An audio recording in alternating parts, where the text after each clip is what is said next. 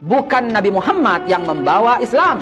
Islam sudah ada jauh sebelum Nabi Muhammad. Al-Hajj 78, Al-Baqarah 140, Al-Baqarah 132, Ali Imran 85, Ali Imran 86, Ali Imran 94. Semua cerita soal itu. Oke, kita tutup Qurannya. Sekarang kita bongkar sejarahnya. There is a question, is the attitude of Islam to history.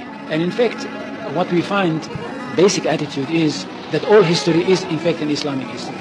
That means that all the major figures of history basically are Muslims, from Adam down to our own time.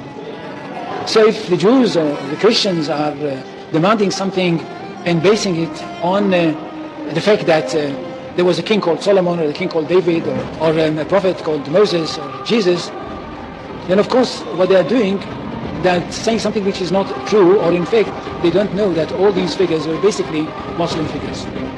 They were, in fact, since the creation of the world there is only one religion, and this is the religion of Islam. So if anybody says, look, there is a place which is connected with Solomon, and that's the place where the Temple of Solomon stood, a true Muslim would tell you, yes, absolutely, absolutely right, but don't forget that Solomon was a Muslim, and David was a Muslim, and Abraham was a Muslim, and Isaac was a Muslim, and Jesus was a Muslim.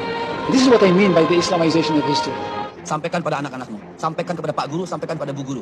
Pak, Bu, jangan ajarin anak saya agama Ibrahim itu hadis. Jangan ajarin agama Musa itu Yahudi. Kapan Yahudi mulai ada? Kapan Musa hidup? Ibu ngerti nggak? Musa hidup tahun 1420 sebelum Masehi, Bu.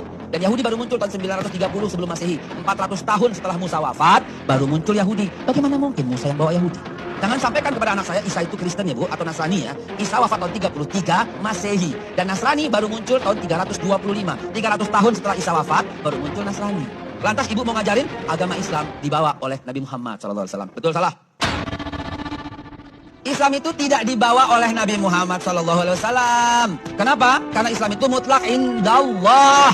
Nabi Muhammad melanjutkan Islamnya yang dibawa oleh Nabi Isa dan menyempurnakan risalahnya. Nabi Isa melanjutkan risalah Nabi Yahya dan menyempurnakan di masa Isa. Nabi Yahya melanjutkan risalah Zakaria. Nabi Zakaria melanjutkan risalah Sulaiman. Sulaiman melanjutkan risalah Daud. Daud melanjutkan risalah Talut. Talut melanjutkan risalah Musa. Musa melanjutkan risalah Shu'aib. Shu'aib melanjutkan risalah Yusuf. Yusuf melanjutkan risalah Yakub. Yakub melanjutkan risalah Ishak. Ishak melanjutkan risalah Ismail. Ismail melanjutkan risalah Ibrahim. Ibrahim melanjutkan risalah Nuh. Nuh melanjutkan risalah Adam. Kenapa? Karena Islam tidak pernah diciptakan oleh manusia. Karena innad din indallahil titik, itu dia. Artinya apa? Artinya Allah tidak berubah dari zaman Nabi Adam alaihissalam. Bahwa Islam itu adalah antasyhadu an la ilaha illallah wa asyhadu anna Muhammadar Rasulullah. Nabi yang bilang, kalau Ibrahim Rasulullah, kalau zaman Musa Rasulullah. Kemudian waktu zakah, wa shoma Ramadan, wa hajjal baiti man istata'a ilaihi sabila. Enggak berubah. Ini yang mesti kita pegang sama anak-anak. Nah, kenapa? Kalau di sini ini cakep, Pak. Semuanya nyambung. Bisa kita argumentasi.